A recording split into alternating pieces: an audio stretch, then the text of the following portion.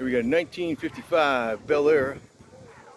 I should get one of these because I'm a 55 model year, that is. It's got the HEA ignition. You know, those are cool though. I mean, HEI is a good ignition. I can't really I didn't like when it came out anything electronic. I'm like points only and stuff. But grudgingly, HEI ignitions are actually very good. They use them on Fords. You know, they take the GM ignition, put them on Fords and everything else. Willwood brakes, power booster, alternator. You know, this would have had, back in the day, this would have had an oil bath, air cleaner, generator. It would be 12 volts. Probably manual brakes, and it would be a single pot, not even dual pot, like dual master cylinder or nothing. It's a 4-speed or a 5-speed, whatever it is. You know, they make, I forgot the guy, he makes a Z ratio 4-speed that has a very low first gear.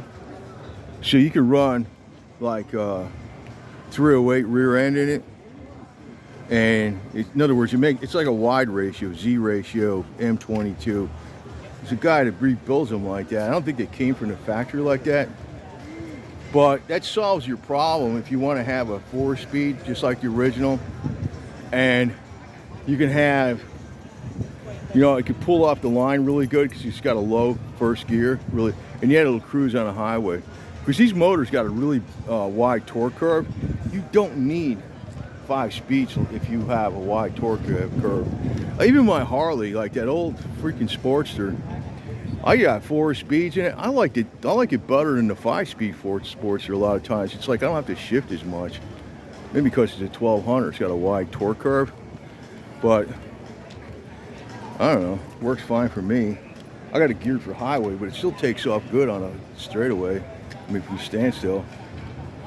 So it's like, you know, everybody gets sold on, you gotta have this, you gotta have that, you gotta have this.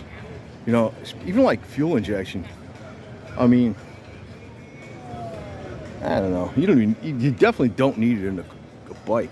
You only need it for like, you know, the EPA emissions. But performance, nah, not at all.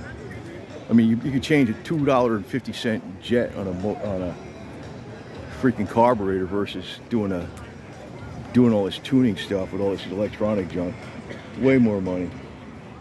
Carbs are way better in a lot of ways. And so, you know, they had so much, you know, research behind the carburetors. They know exactly what combination works with what today.